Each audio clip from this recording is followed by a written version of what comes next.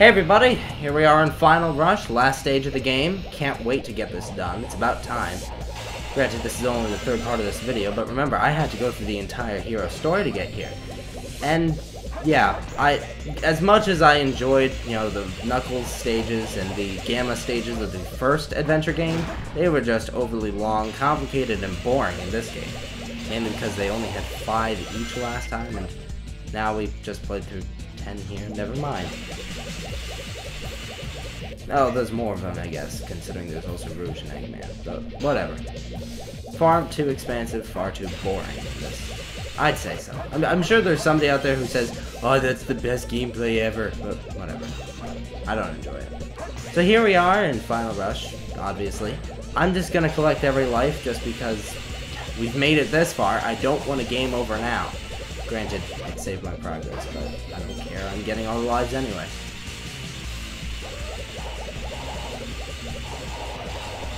And I die. Lovely. Okay, forget the whole collecting lives bit. I think I'm just gonna move on and just do it. Let's try that again. Whee! So yeah, I'm kind of surprised that Sega still hasn't released this for the Xbox Live and PSN yet, considering that, you know, they've done Adventure 1 so many times. With updated graphics, of course, which is always nice. But, yeah, it's getting kind of old. Kind of. At least I'd like to see this game make appearances on Xbox Live. I'll probably get it, like, immediately. Oh well, I guess Generations is gonna be the closest to an HD version of this we're gonna get for a while. Now, as you can see here, we can't really actually use the bounce attack. Well, obviously, we didn't get the bounce attack. So, instead of trying to break through these boxes, I'm gonna find another way around. I usually die on this part, so this is gonna be lovely. There's an invisible wall, as you can see, blocking us from getting to the other side. However, we can always go around that invisible wall and pop down the chute. It's actually not nearly as hard as I made it look, but at the same time, you also will die a couple times, almost guaranteed, before actually doing it. It's worth something to try, though. I mean, getting through this game without using the bounce attack is a zillion times easier than trying to make that one jump in Crazy Gadget. Seriously, that one jump! It's like the ball puzzle, only I made it hard for myself. And you can die a lot easier than just falling in a hole because you weren't paying attention. Which is something I did before, you know? Now, as you just saw, I jumped off that particular rail in the weird open-armed whatever position. Same thing would happen on that rail there, except there's a way around it. If you don't press the control stick in any direction while you jump off, you will remain in ball form, unlike what they intended you to do, which was lose all control because they didn't want you to speed run, etc. I guess. I don't know. For some reason it doesn't work on half of them and it works on the other half, so I don't know how that works. Either way though, yeah, if you ever wanted to figure out how to just jump off those and not go like all boink off with your hands open and whatnot, just don't hold in any direction when you press and hold A. Easiest way to do it. And this one is so broken that I usually just jump around it because every time I go on it, either go in the wrong direction or miss the spring or something happens and I die. Speaking of dying, I just passed the last checkpoint. I'm gonna regret that, aren't I? At least I got an extra life. That'll make up for it, I guess.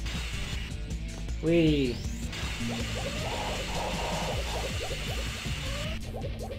So this has been fun, nearing the conclusion, I guess you could say. Of course, there's that last jump and the weird second chase scene, or is it the third one of this game? I always forget. Anyway. Boink. Seems like the chase scenes are becoming a little too iconic of Sonic right now. Anyway, again, we come across one of these.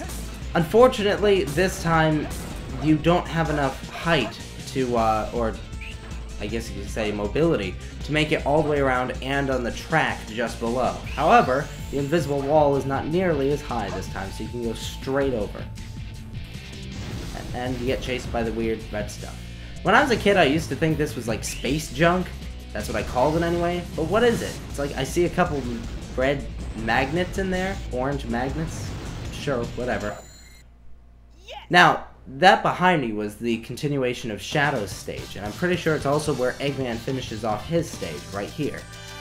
For some reason, they, unlike most of the stages where they just copy and pasted certain attributes into certain scenes, in this case, they actually just used the same exact level design for 3 different characters. That's what you call laziness in level design. However, recreating it again in Shadow was actually highly entertaining. I loved that. I thought that was a genius idea. One of my favorite stages is the Arc, just because you can go through that same exact level layout as the other 2 times. I love this scene. Sorry I kept in it, like this cutscene and the, the final boss and whatnot, but it's just a lot of fun just to play through this section. Plus, I need to take my anger out on something. That took me forever to do the crazy gadget jump. That single jump. What you see is what you get. Just a guy that loves adventure. Good to know Sonic knows who he is. It's been a while, so did you discover yourself? Uh-huh. When I found a mirror, it appears that I am Sonic the Hedgehog. Wow.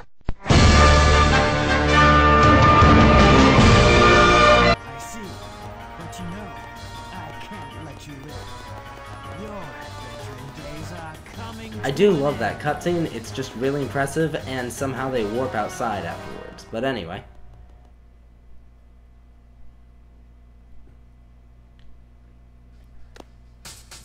Alright, Shadow, time for me to finish this. Don't ask why, but for some reason I totally fail here. Well, fail in the sense that since I don't have the light dash or the bounce attack, I really have nothing to go by as far as mobility goes. So check out what I do. I spam the homing attack, which does nothing except get me hurt. However, just like with the jump dash thingamajigs in the last level, spamming the homing attack here while not holding in the direction is not nearly as dangerous as most people try to make the homing attack sound. I'll show you what I mean in a couple seconds. I finished this boss off using nothing but the homing attack spam. And this is what you call retarded AI. Seriously, Shadow, you jumped into that? Why? Now, I didn't even know Shadow had a quote-unquote special attack until, I think it was my 3rd or 4th playthrough of this game. Yeah. I tried spin dashing there to use the special attack. What just hit me? I'm gonna try using the special attack thing again, and I still don't hit him. However, spamming the homing attack works. I'm kinda surprised. Yes, the game is finally over. We did it. We totally cleared it. We made it past the 1 jump in Crazy Gadget. We made it through the rather easy final rush. Huzzah! And Eggman is so impressed, he fell asleep.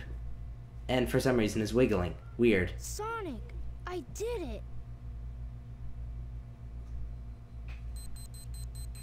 And he pulls that out of his... Anyway. Awesome job, Tails. And now it's time for lovely CGI to finish us off. Go ahead, Sonic. Activate it. Here we are.